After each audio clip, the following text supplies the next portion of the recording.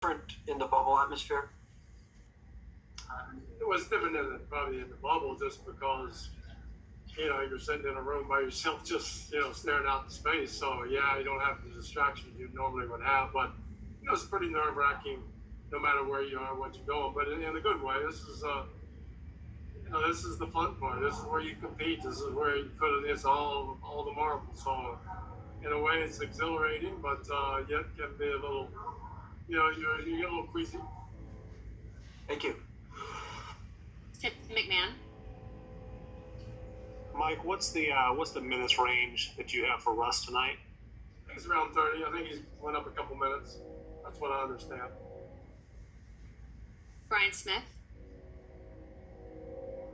How would you just overall just describe the feeling of your team right now in terms of where you think their heads are at, knowing what's at stake, but also what they've been through these last couple of weeks and really since you've been in the bubble in Florida? I think it's good. I mean, they're super locked in and they understand the importance of everything on and off the court. And, I couldn't be more proud of them. Life goes on and they have families and everybody else to worry about, but yet they're in here competing and sending out a powerful message, and they're locked in. They want to get it done, and I couldn't be happier to be with a bunch of guys. Brian Mahoney. Some coaches have talked about and talked to their teams about the idea that once we're done with here, we don't know what happens next, where it happens next. Does that cross your mind at all going into today? Particularly, I guess for your own self, you don't know what your situation is. Yeah, not really. I mean, I think the moment's too big to get distracted, or we've been through a lot. Well, I've been through a lot of this in all kinds of different ways. So I'm just looking forward to tonight. I think it'll be a terrific game. They're a terrific team, and be great competition again. And we'll see who has the stuff to pull it out. Ben DeBose. How differently do you manage your rotation in a Game 7 scenario? Is this something where, a James or a PJ, someone that doesn't have a minutes restriction, might play 40 minutes instead of 35? Yeah, I mean, that's definitely possible.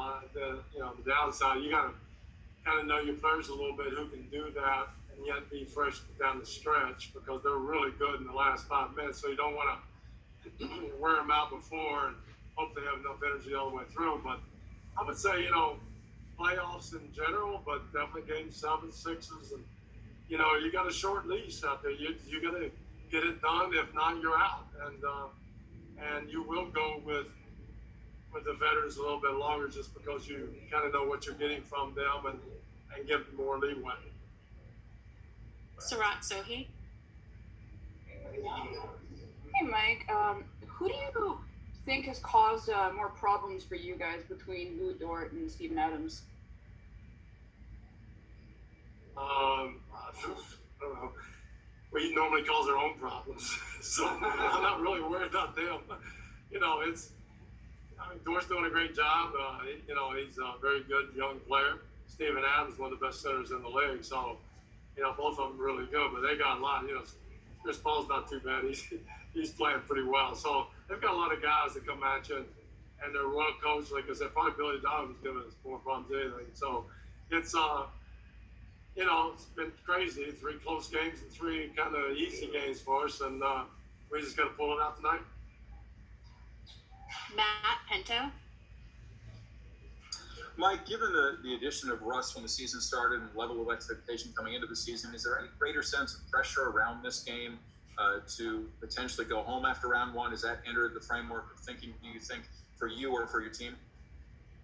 Oh, yeah, I mean, there is. I'm not, you can't say that, I'm sure the Oklahoma City matchup is, it's close to Russell's heart because he played there, and Chris Paul saga, obviously, and everybody's got something to fight for, but it's a little bit bigger than that. It's, it's what we've done all year together, and trying to build a team and trying to get to where we want to get. That supersedes everything, and you just fight. And, there's always little side stories that people can get into and talk about, but at the end of the day, it's just us trying to play a really good game and trying to beat a really good team. Joe Varden. At the risk of sounding corny or So don't worry about it. I won't say it. I won't tell anybody. What's it take to win? Big plays, big moments. And they could come all kinds of different ways. It might be an offensive rebound. It might be boxing out. It might be, hey, I didn't go to sleep on the weak side. My man didn't score. There's all kinds of ways to win the game.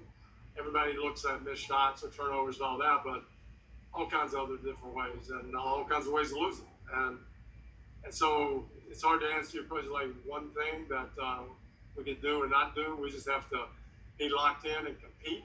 And every point they score, you should take personal, and just fight for the 48 minutes and see who's standing at the end.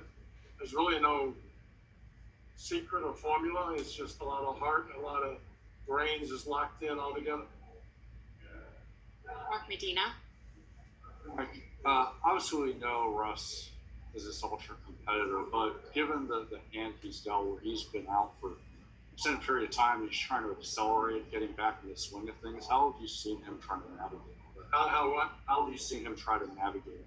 Well, it's tough. I mean, to come in the middle of the series and you've been, you had your four months off, and then he was late coming into the bubble, and then trying to get back. It's not easy. But he handles it great. He's got a lot of enthusiasm. He's trying to do the best he can do, and I expect as a series, hopefully he'll keep going. He'll just keep getting better and better. But yeah, he was put in a tough spot. Thank you, Coach. All right, guys. Thanks. All right. Thank you. Yes, Jen.